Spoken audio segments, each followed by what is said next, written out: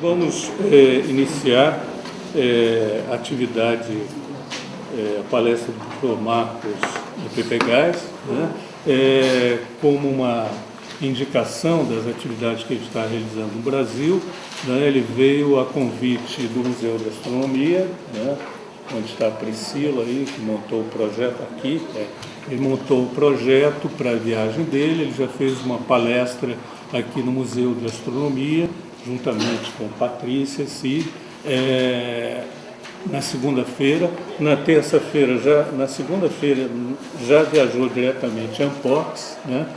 Na Ampox participou de uma mesa redonda, que foi um híbrido de mesa redonda e conferência, porque nós conseguimos da Ampox um tempo adicional, então as mesas redondas são de 1h30 e nós tivemos 2h30 para isso. Então, o Marcos fez a conferência realmente, apresentou o seu paper e depois houve o que estava planejado dentro da mesa redonda, que era um debate sobre diálogos com a produção brasileira, né? Ele ficou um pouco frustrado porque não há tempo e na hipótese não se prevê isso, um tempo para perguntas, né? A sala já imediatamente é destinada a outra atividade grande. Eu acho que dentro de um programa de antropologia não há necessidade, né, de fazer uma apresentação, né, do professor Marcos, que é certamente uma fonte de leitura para nós dentro de vários momentos, e para os estudantes, tem vários aqui, teoria antropológica, já frequentam os seus textos através de leituras obrigatórias no TA1, TA2 e em vários outros cursos. Eu apenas destacaria aspectos, recuperando um pouco, eu tive que fazer isso na POC, que é um cenário multidisciplinar também, né, algumas contribuições principais que o professor Marcos tem e que pode, de certa maneira, nos aproximar de universos bem diferentes de questões e domínios. Eu acho que o primeiro, eu destacaria, bastante original também dentro da antropologia, é um estudo das elites, né? Quer dizer, daquelas pessoas que se destacam do comum, da população, né? Do padrão comum, exatamente. Então, foi uma série de estudos que ele realizou, trabalhos de campo, no Tonga, com realeza e com nobreza dentro desse contexto, e isso prossegue com estudos também sobre a sociedade norte-americana. Existe um estudo sobre elites no Texas e outros estudos mais recentes que ele está realizando agora, né? Eu acho que, naturalmente, o que é mais conhecido é o debate em torno dos dois livros fundamentais do ano de 86, né, escritos junto com Michael Fisher e com James Clifford. São leituras obrigatórias dentro da antropologia. De certa maneira, isso marcou a chamada virada cultural no sentido de para os estudos da antropologia. Eu acho que um terceiro ponto que conviria, de certa maneira, que ele está mais envolvido agora, né, é o desenvolvimento de uma análise sobre o próprio processo de etnografia, uma reflexão sobre as etnografias, né? E nessa linha, uma prática de uma antropologia crítica que tem marcado muito a história da disciplina, tem proposto sempre um enraizamento das teorias, conceitos e métodos dentro de contextos sociais. Isso tem sido muito importante para a antropologia, e uma reflexão sobre a multiplicidade de formas de etnografia possíveis, né? Ele recentemente está envolvido na criação de um centro de estudos sobre etnografia na universidade onde ele está atualmente. Acho que também, em termos de biografia, poderíamos destacar, quer dizer, a atividade dele durante longos anos na Universidade de Rice, onde ele esteve durante mais de 2 décadas como chefe de departamento e onde ele acho que Chancellor Professor, creio que seria alguma coisa que se poderia traduzir como professor emérito, né? Atualmente ele está na Universidade da Califórnia, Irvine, e desenvolve uma série de atividades, inclusive esse centro de estudos, que é uma experiência nova que ele está tendo. Certamente ele vai em algum momento falar sobre a experiência.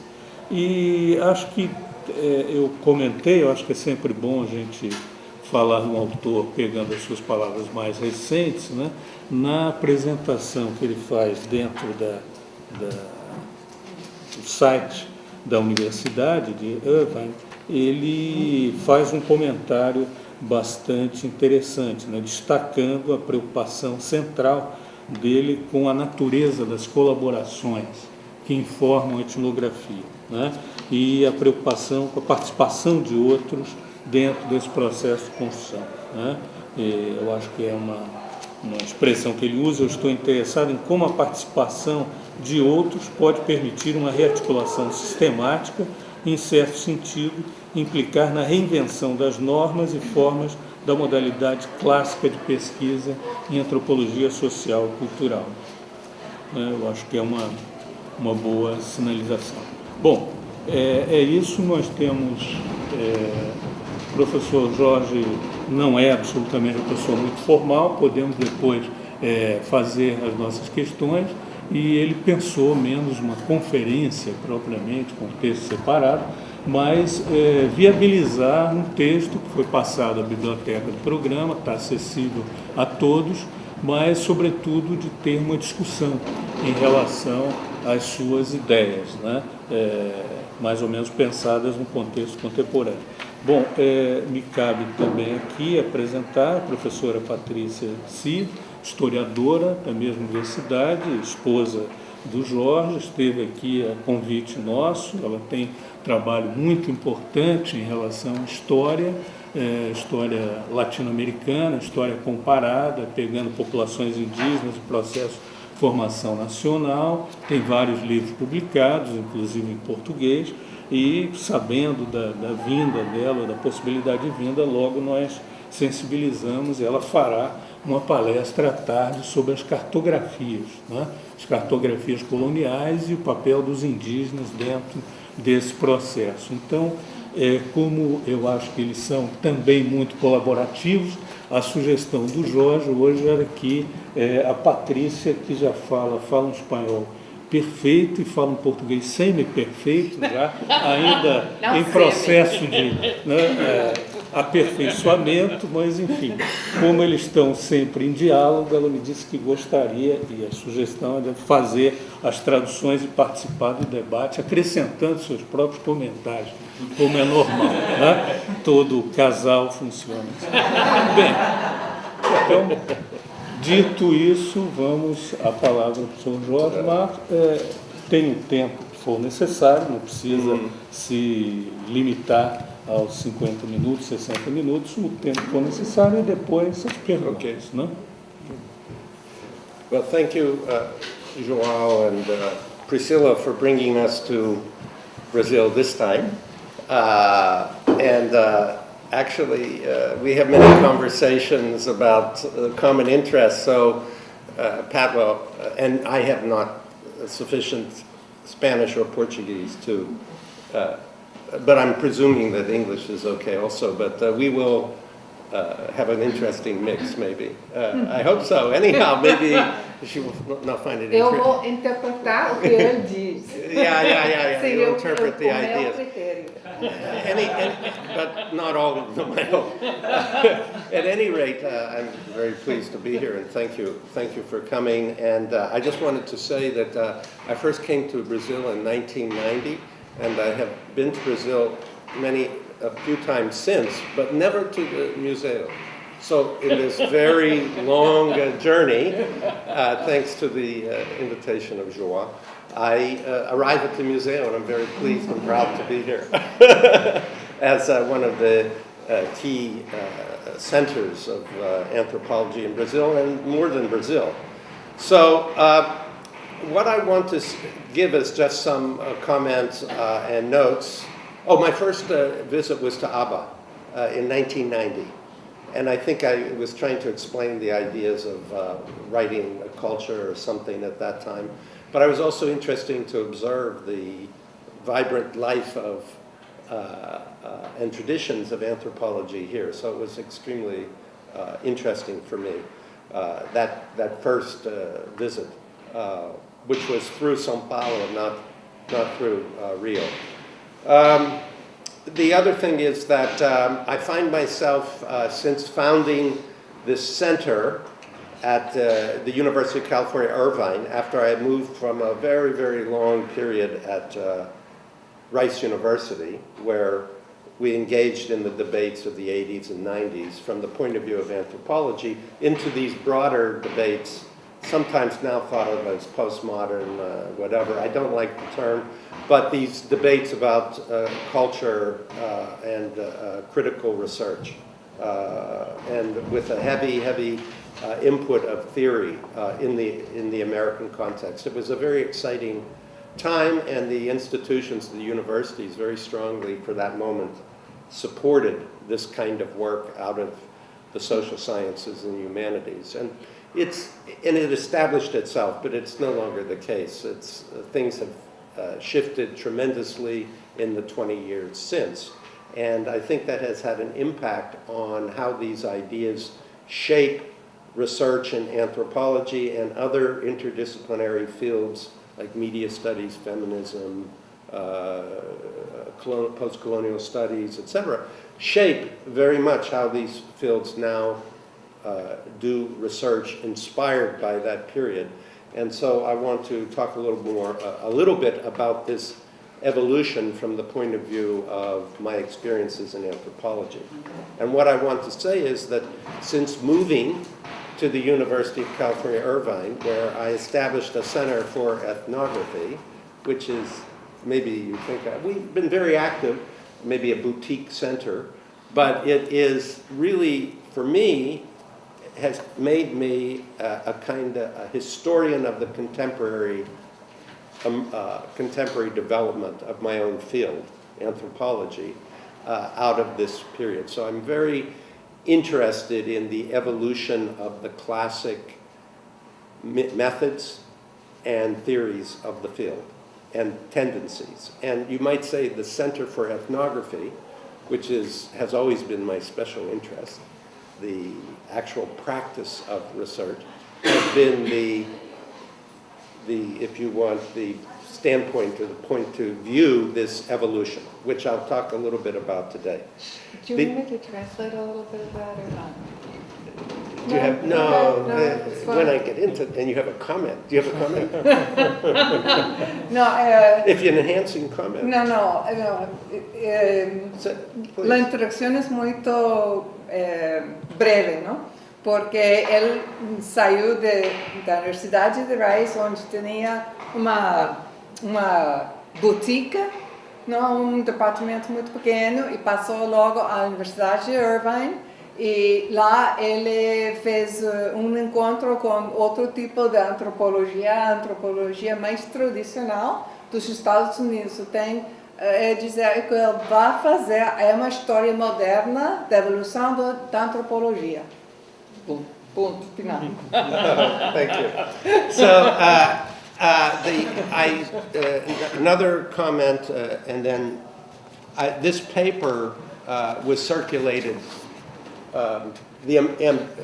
to many of you, or if you didn't read it, maybe you looked at it or the title, The Ambitions of Theory Work in the Production of Contemporary Anthropological Research. And I talk in the framework of this paper, and I want to talk about one part of it based on the title of the talk I give here. But it's James Fobian, who was a colleague of mine at Rice, and I produced a book in which we questioned the contemporary forms and difficulties of doing field work in modernity. So it was called, the title of the book was Fildwork is More Than It Used to Be. And the idea of that book was, of course, that the idea of fieldwork has remained fairly steady in anthropology in the way that we train students we send them out. They're supposed to immerse themselves in a particular accessible environment of social, cultural life, and to live with it intimately, and have a theoretical question in mind, and return and write the dissertation. It's very hard to constitute the boundaries of a field project today because of the tremendous changes in locality everywhere. And this was debated after the writing culture period in the American context in the 1990s by a lot of writing by people. You might say that writing culture opened the possibility of this debate, but people did not continue to talk about how to write better ethnographies. That stopped maybe about the early 90s, 1990, and it had wonderful effects in that it licensed more reflexive and poetic forms of writing, essentially social scientific work. So that had made its contribution. But in the 90s, people became very concerned with, I think, the method behind that produced the material for the writing. And there were, because the main theme was globalization and how this was transforming local worlds. And there was much writing about this, and in many disciplines, but in anthropology in the US, I think of the writing of Arjuna Padarai, Anat Singh, Akhil Gupta, and James Ferguson. And then I had this piece on multi-sited ethnography, which I'll talk about a bit more about in a moment. That book, so I've become a kind of historian of method and tendencies. And what I see in the American situation, which may have some, I think has some relevance to other places that I go, Europe, here, still working within the traditions of anthropology, but the organization of the research in the field has exploded into many interdisciplinary arenas, and how to incorporate that into the traditions of anthropological study is a very interesting and exciting problem. And that's primarily what I've been interested in, but very much at the level of practice, not of writing so much, but of what fieldwork has become. Now, the first book that I did with Fabian was on fieldwork. This one is on the role of theory, all the complicated social and cultural theory that we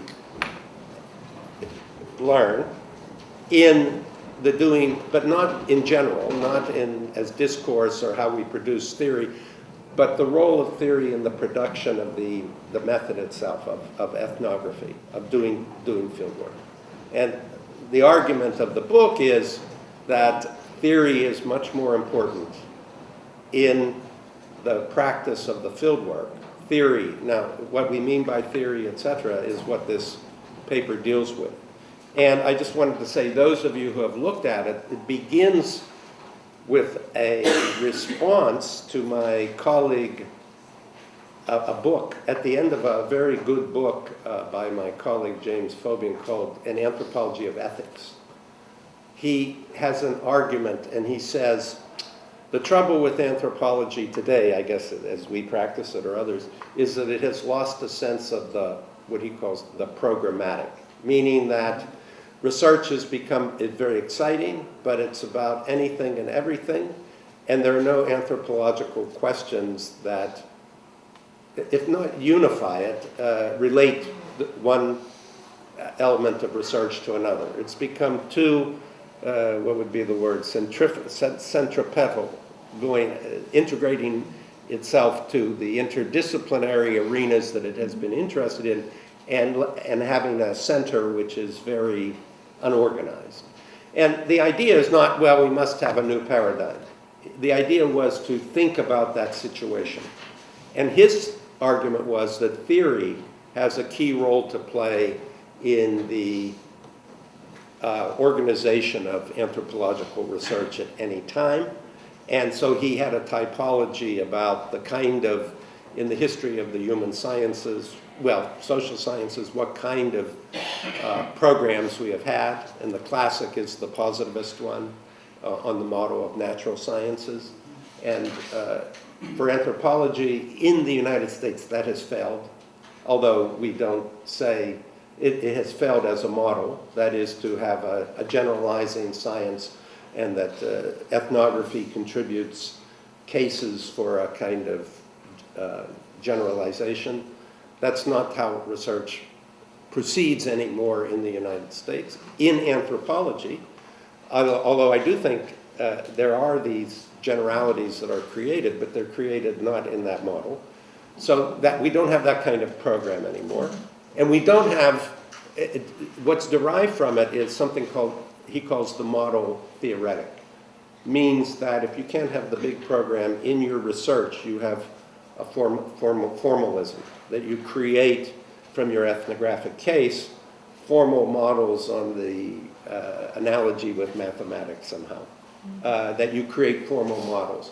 That was very popular in the 1960s, 1970s. Some people do something like that, but that's not very popular now. And the third is, he talks about in this paper, is the tendential. And that's the weakest, but it's the one that most people do, and that is reading theory to locate ethnographic work in a sense of problem in history.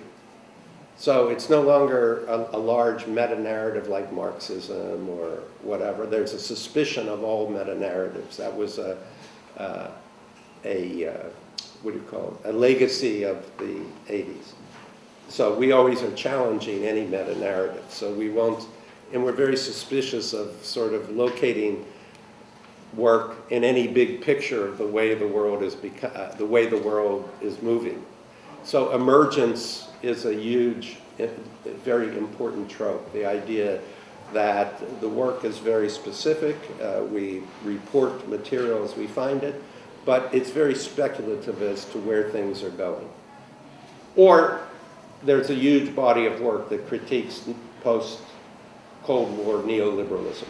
These are the kind of tendencies. But what Fabian is saying is the theory is used as a rhetorical or narrative device to organize ethnographic material, so that people commit themselves to Foucault or many others since Foucault, Rancière, I don't know, as a way of making an argument for ethnography. But it's not within a broader program. It's just to, in the writing culture critique mode, to provide a narrative for the ethnography. And this is today, given the way the world, that knowledge is formed collaboratively, the new forms of collaboration in the world, this is an unsatisfactory mode of production. It's useful for us to see a beautiful ethnography written and developed, but it doesn't link the ethnography effectively in terms of real social relations, if you want, to other forms of inquiry going on. Yet it is a period when the anthropological research is at the height of collaborative and interdisciplinary kind of engagement. And not just that. And so you might say the large questions are about these engagements and what their limits are for research, what their possibilities are. So that's the context of this piece. We wanted to spell out, explain the role of theory in this book. Is this just one paper in a book that follows the one on Fildwork? Okay. So I won't go much into the argument here because I'd be more interested in what your own questions are, but as is the, I just wanted, before I go forward, as part of my commentary, I'm unfortunately, the chair of my department for 2 years. I didn't want to be, I got stuck with this job, and it involves painful bureaucratic work. Even when I go on a trip, I'm emailing I'm doing the bureaucracy of this one. But in our department, it's a very exciting department that I moved to. They like to think they're not traditional, but they've become very much like a lot of work that people are doing.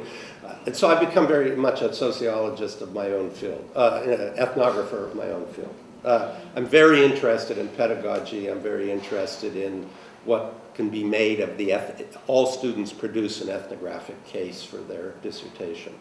I'm very much interested in what can be done with, what can be made with such cases. Because I do think that's an opportunity. They don't, you know, we certify them as the authority of our discipline, but we also are interested in how they relate to other projects, etc., up to a point, and I'm more interested in extending those boundaries within anthropology, but maybe that's an abstract point. The point I wanted to make was, like today, one thing we do when our students get funding awards, our students have to apply to National Science Foundation for their money to do their fieldwork. And when our students win these awards, it's my job as the chief bureaucrat of the department to make sure that we sort of say, oh, wonderful, congratulations. So I have to oversee that, make sure everybody gets congratulated. So today, somebody reminded me, oh, you didn't congratulate somebody, so I made sure they got but I read you, just for a sample, Colin Cahill, one of our students, was awarded a Fulbright Hays doctoral dissertation research abroad. His title, Health and Purity on Indonesia's Civet Farms. So his ethnography is working on civet, the animal, farms in Indonesia. The second one is Nick Seaver, who came to us from media studies to anthropology, was awarded a National Science Foundation award, and this is his title, Computing Taste, the Making of Algorithmic Music Recommendation. This is his dissertation project. Then the other one I wanted to mention was, a colleague of mine won an award from the British Sociological Association in medical anthropology, actually, or medical sociology. And I wanted to just give you a taste of that project. I'm delighted that Professor Michael Montoya won a book prize for Making the Mexican Diabetic, Race, Science, and the Genetics of Inequality. And it is the honor, recognizes, Montoya's book characterizes how social ideas about racial human difference impact genomic research into chronic diseases. Published in 2011, the ethnographic study follows blood donations from the US-Mexico border to laboratories around the world, illuminating how social inequality becomes embedded in genetic sciences.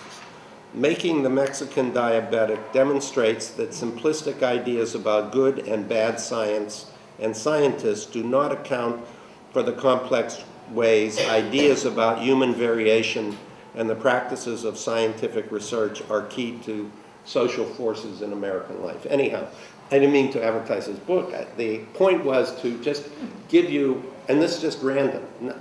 That's not my specialty. I don't supervise people doing this work. But it's just part of the array of kinds of things people do now. And projects that many of us trained as anthropologists who, I began in Oceania and have had area specializations and do topics that relate to local life, now supervise. So let me say this is the environment from which this paper comes. And regarding, finally, the topic, the advertised topic, and then I open it up because it gives some stuff. Okay. Yeah, whatever. Maybe I haven't said anything worth commenting on. As often with my papers, I put the best stuff in, not the best stuff, the more motivated stuff in the footnotes. But no, who reads footnotes? But the one on multi-sided, which maybe will establish a connection with something of mine that you're also familiar with, is in 1995 I wrote this article called The Emergence of Multi-Sided Ethnography. And it was in response to the globalization talk. And it was a recognition that fieldwork projects had to be more mobile somehow, had to move, somehow power had to be, social power had to be incorporated, even though you weren't doing the sociology of power, somehow had to be incorporated in the study of local life, so that the ethnography somehow had to move. And so something I wrote in this piece, and I'll just read this note of this paper, and then I think I'll open it up to see where what people here are interested in discussing is, these lines evoke for me my own personal history with the multi-sided construct of the emerging future for ethnographic research that I introduced in 1995. Basically, one of a number of reflections constructed at that moment that put ethnographic research in motion, the most prominent and successful of which at that time was actor network theory. Latour's actor network theory was the most successful version of what I consider to be multi-sided research models. And because it worked as a paradigm for science studies. And it was, even though Latour is trained as an anthropologist, it was conceived in the language more of sociology and social history, but very successful. Mine had the misfortune, but by my own fault, to be understood in a literal way as the reproduction and multiplication of sites of research where the modes and standards of inquiry applicable to one would be produced in each, meaning that you would research in the village, you would research in the NGO institution, you would research in the foundation or the government agency, if you could. But that each one required an ethnographic treatment. And many people thought, well, for students certainly, but even for seasoned, mature anthropologists, this was not practical. Of course, this was open to obvious critiques of feasibility, which I anticipated in the original article.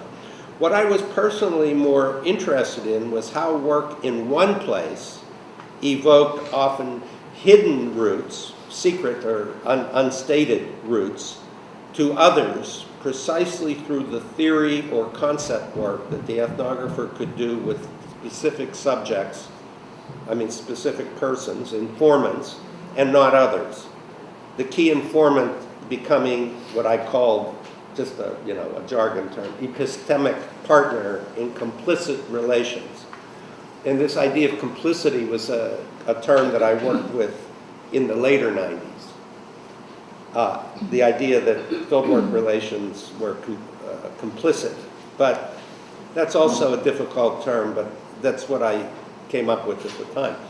In this trajectory, I indeed saw the multi-sided construct becoming something like the emergent connectivities and paths of recursion that were generated by collaboratively produced and distinctive ideas of ethnography emerging in the scenes of fieldwork. In this paper, I very much take the position that anthropology, ethnographic research, produces empirically generated ideas, and that the dynamism of ethnography is the production of those ideas and their movement among myriad forms of reception within the framework of the research.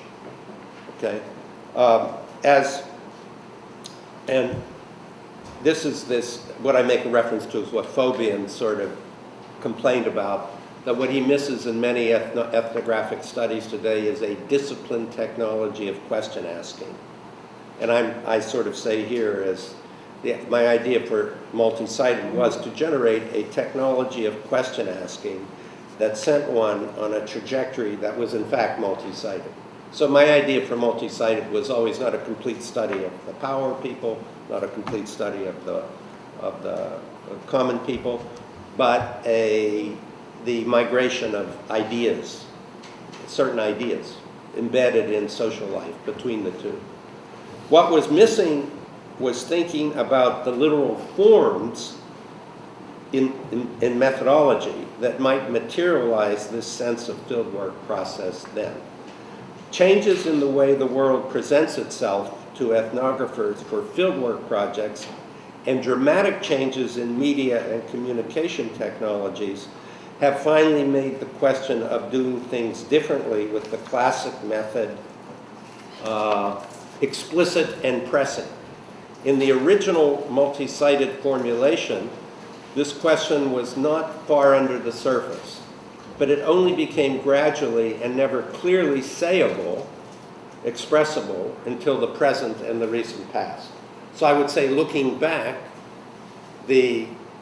what the multi-sited meant was the pressure on the classic ethnographic method to do things differently under the pressure of new forms of sociality and media technology, etc. What this means for ethnographic work, we can discuss, and I mean ethnographic work in its own traditions. So maybe I should stop with that and entertain communication. Should I Yeah, say interpret something. it? Yeah, appropriate. No. No, yeah. I think before we start, you do an appropriation. Mejor para mí en español, pero no la hace. Español. ¿Está bien en español o...?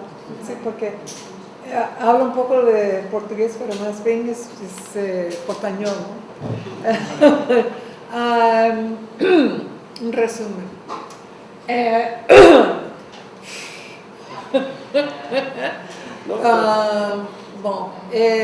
Lo que él está diciendo, por una parte, es que la tendencia ahora de antropología moderna no es de un centrifuge, ¿no? Sino que está echándose todo para afuera, ¿no?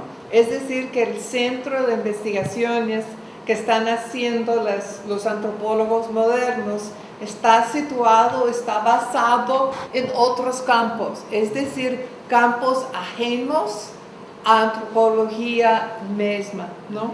Entonces, esa tendencia es la tendencia moderna dentro, bueno, de la antropología norteamericana, no solamente lo del departamento de él, pero en general, ¿no? Porque estaba hablando de un trabajo que hizo un compañero de él sobre la salud y sobre la salud en desenvolvimiento de diabetes, ¿no? Y entonces el centro del trabajo no es antropología, sino es el campo de diabetes y el campo médico. Entonces los interlocutores de él no son antropólogos, ¿no? Sino que son especialistas en diabetes, en medicina, en salud de la comunidad, etcétera, ¿no? Entonces, esa tendencia sigue siendo lo dominante. And what's the thing about theory? Oh, do you want me to say what Jim Frobian said about theory? No. I mean, that's not necessary. No, that's not I think necessary. the point about theory was clear. Which was what? No, the debate in anthropology would be at what level it needs theory. Yeah, right? yeah. In some ways, I see, as an historian of the field, Yeah. boldly speaking, that the old questions of anthropology are not dead, but they are secure. But they need to be restated in new terrains. So today, Yeah. according to my colleague Michael Fisher, who went from Rice to MIT, yeah. he writes on the emergence of life as an important trope more than culture. So there's a sense in which culture is still very important. Nothing is lost, but the dynamism of discourse is more in terms of biology, and it's concerned with culture, etc. But the center of gravity of theory has shifted. So to that extent, To biological sciences? Yeah, biogenetics and so forth. Okay. Or the nature-culture divide and the fact that it's not a divide. And that project I told you about, civets, you wonder what that has to do with anthropology. Well, it has. I don't know what civets Well, are. remember, Spanish. civets were the origins of the... Perfume industry. Huh? The perfume. No, the flu in... Oh, yeah, the current... The, so the idea of... Yes. H1N59. So how civets are very a favored food source in Asia. Yeah, And okay. that kind of thing. See, you have to figure it out. Yeah. I don't. That's not my student, Yeah. and I don't know that project. But my guess is that's the connection. Okay. But, no, entonces, ¿quiere que yo lo traduzco un poco? Okay. Es decir, de que la teoría queda ya bien implantada en la antropología, ¿no? Pero el centro se ha pasado desde cultura a biología. Y el centro actual de la antropología queda en el campo de biología y en una pregunta muy importante dentro de este campo es ¿qué es la vida? ¿Qué quiere decir vida? Y entonces, por una parte es vida humana, pero por otra parte es vida animal. ¿Y qué quiere decir ser vida? Ser vivido, ser un ser que vive. Y entonces habla de un proyecto, bueno, hay varios proyectos de compañeros y estudiantes de él, ¿no? Que son sobre esa pregunta, que por ejemplo el trabajo de Michael Fisher, con lo cual escribió Anthropology's Cultural Critique. Disculpe. No. Es mejor que paro así. No, es sobre el desenvolvimiento de la biología en los centros grandes de Singapur. Y en los centros grandes de Singapur, el país ha hecho un esfuerzo para ser un centro mundial para investigaciones biológicas.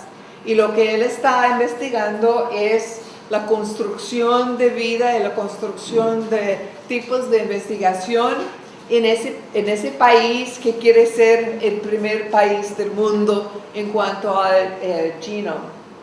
Genómica, bueno, ustedes entienden. Okay. So it's going Well, to... this is, you're talking about Michael's work. Michael's work, yes, I just said, but that's... But the work of a mature person is different than a work of a young person. So nobody would do his project. The young person generally begins in the realm of NGOs and social movements to locate themselves in a population that they're mutually concerned with. And work them way, in the multi-sited sense, work their way out from there. And so what the boundary of a good dissertation project is, I think in these terms now, is unclear. But a good dissertation project should be theoretically ambitious, but very contained in terms empirically, what it's looking at. But that means that when it's presented to us, it's usually unfinished in terms of its implication. So in terms of multi-sited ethnography, they've studied one site with the implication of what its realm is. And theory is, one use of theory is to articulate in a precise and deep way that incomplete terrain of that's enough. Is that enough? Yeah.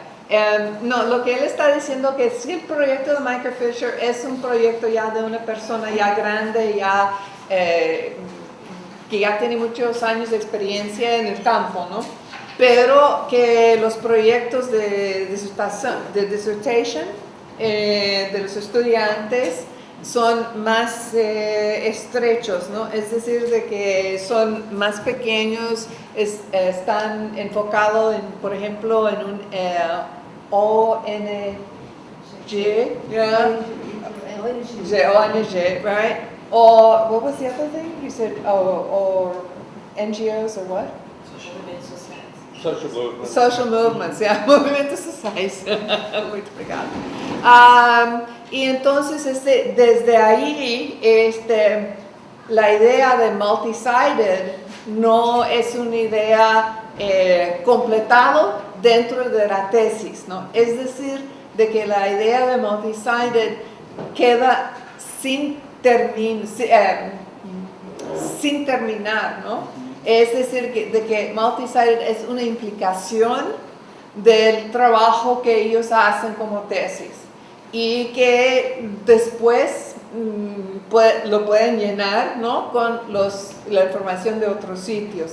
Pero en vez de terminar solamente con esa implicación de que hay otros sitios o desenvolvimiento de otros del mismo o un proceso similar, semejante en otros lugares, lo que pasa es de que ellos meten la teoría en lugar del trabajo de campo de otros sitios.